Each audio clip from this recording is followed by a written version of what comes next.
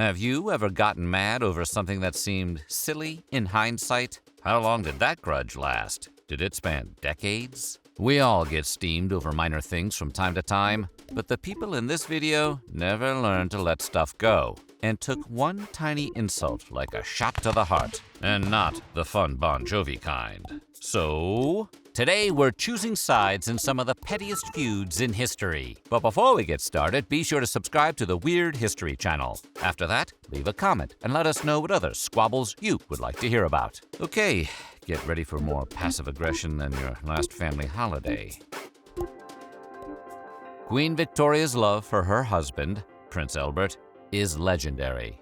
So it's no surprise that after his untimely passing in 1861 at the age of 42, the Queen was inconsolable. It's said she even slept with a cast of her late husband's hand. Was it under her pillow? History is unclear. At the time, the couple's youngest child, Beatrice, was only 4 years old. While she likely didn't understand all that was happening, she quickly became a support system for the grieving Queen. As the princess grew up, Victoria relied on her more and more, even dismissing ideas of Beatrice getting married so she could continue living with Victoria. However, after Beatrice met German Prince Henry of Battenberg, she was smitten and told her mother she was going to marry him. In response, Victoria did not speak to her daughter for months, only communicating via written notes. Finally, Victoria gave her approval when Henry and Beatrice agreed to live with Victoria. The couple married in July 1885 and moved right in with Mom. So it probably wasn't the spiciest honeymoon, or maybe it was.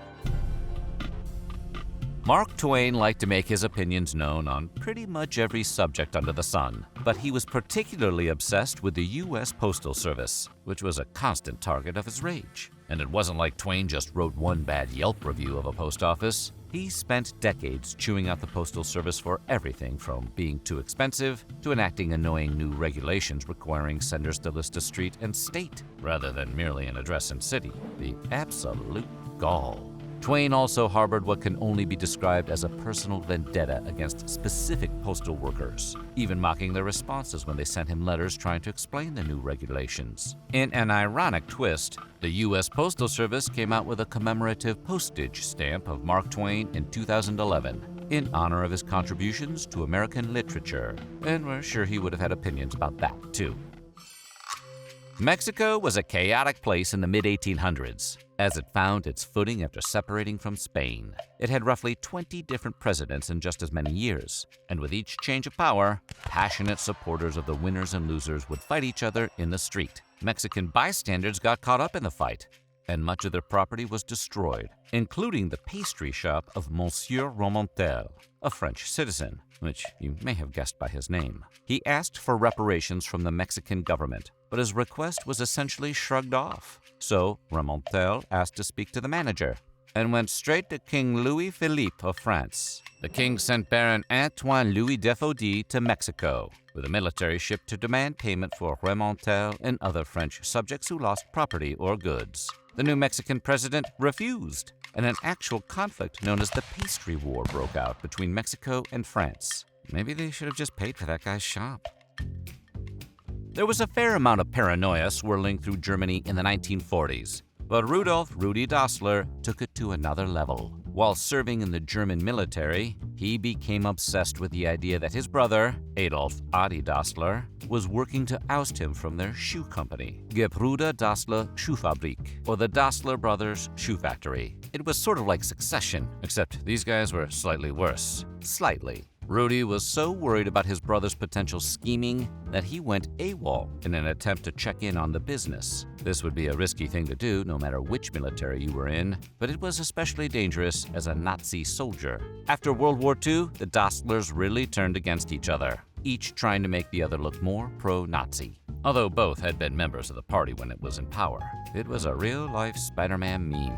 Ultimately, they decided to split up the company. Adi kept his factory on one side of the river in their hometown of Herzogenaurach and renamed his company Adidas. Rudy took up shop across the river and called his company Ruda, which he later changed to Puma. It's said that the two brothers never spoke again, and who can blame them? They both have the worst brother in history. Hey there, weird historians! The richest man in ancient Babylon started out as a scribe on clay tablets. He began his journey to wealth by taking a few small steps at a time. You may not be a Babylonian scribe, but maybe you're thinking about a career change to the high-paying world of tech, and you aren't sure where to begin. The good news is you don't need to spend years studying to take those first small steps. All you need is Triple 10. Triple 10 is an online education platform that offers tech boot camps with one of the highest graduation and employment rates in the industry, regardless of your background or level of experience. And they're flexible, allowing you to learn around your schedule from anywhere in the world, teaching the most in-demand specialties in 5 to 9 months. And because there's no better teacher than experience, Triple 10 gives their students projects with real companies to gain real work experience, with 87% of graduates getting hired at major companies like Amazon, Apple, Google Play, and Spotify, earning salaries as high as $120,000 after 3 years. If you don't get a job within 6 months, they will refund your money back. Improve your career using the code WEIRDHISTORY for 30% off on all their programs. And click the link in the description or scan the QR code for a free career consultation. And now, back to the video.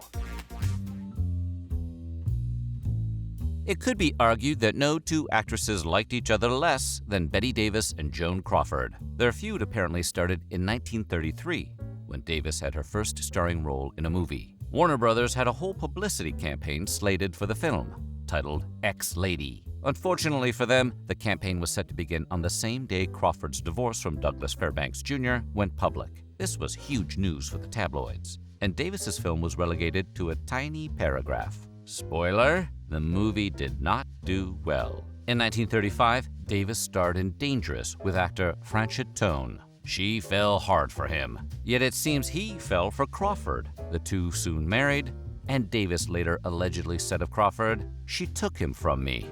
I have never forgiven her for that and never will." While Davis was always more vocal in her hatred for Crawford, there seemed to be bad blood all around, although they starred in the cult horror classic Whatever Happened to Baby Jane together, publicly praising each other's acting talent. In 1943, in the middle of World War II, the Allied side very much needed to secure Sicily to work its way through Europe. The Germans were thrown off the Allies' plan due to Operation Mincemeat, so they weren't expecting thousands of soldiers to show up. Two military leaders were calling the shots of the operation: American General George S. Patton and British General Bernard Montgomery. They did not like each other, and it quickly became a race of who could reach Messina, Sicily first, the Americans or the Brits. Montgomery seemed to have the upper hand after getting the exclusive rights to one of the few highways on the island, which had previously been promised to the Americans. However, it was Patton who eventually got to Messina first, and he got rewarded with that big, famous American flag speech delivered by George C. Scott in the movie Patton. While some feuds can cool over the years, the hatred between Othniel Charles O.C. Marsh and Edward Drinker E.D. Cope only seemed to intensify over the decades. The up-and-coming paleontologists were initially friends, even naming species they found after each other. Science bros. However, all that changed in 1868 when Cope decided to show Marsh a fossil quarry in New Jersey. While Cope was excited to see what new treasures lay in the ground, Marsh made a deal behind Cope's back that any fossils found should be sent directly to him at Yale. This set off a seemingly never-ending vendetta of one-upmanship for the rest of their careers, which came to be known as the Bone Wars, which is a very funny name for a feud. As they each became more well-known, they each took it up a notch. Cope bought a scientific journal to ensure he got more papers published. Marsh paid spies to watch Cope's dig sites and used his connections to secure a position with the new U.S. Geological Survey. Then he slashed Cope's federal funding, even attempting to take some of Cope's personal collection of fossils under the guise of the government. From there, Cope held nothing back, including releasing documents accusing Marsh of illicit dealings in his position. The publicity ruined Marsh, who not only was fired, but ironically had to give up much of his personal fossil collection. The two men died nearly broke and with bad reputations, having ruined each other so thoroughly that both men won and lost the feud simultaneously. However, it seemed their feud did lead to the discovery of dozens of new species that may not have been otherwise found. they probably would have fought over who got to name them. Spiritualism should bring people together, not end relationships. But in the 1920s, the afterlife seemed to spell the end of Harry Houdini and Sir Arthur Conan Doyle's friendship. At first, it seemed like the idea of life after death bonded the two icons, as they had both lost close loved ones. While Doyle was further convinced by mediums, Houdini was a pretty firm skeptic, despite his reputation as a near supernatural magician.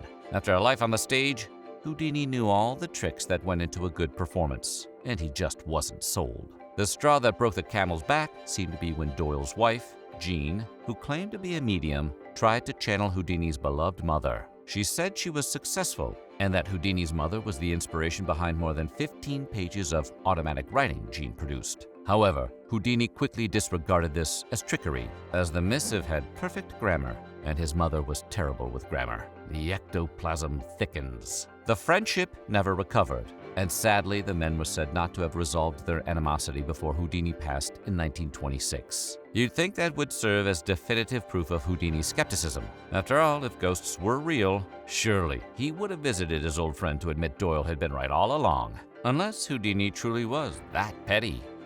So what do you think? Were any of these feuds justified, or should they have just buried the hatchet? Let us know in the comments below. And while you're at it, check out some of these other videos from our weird history.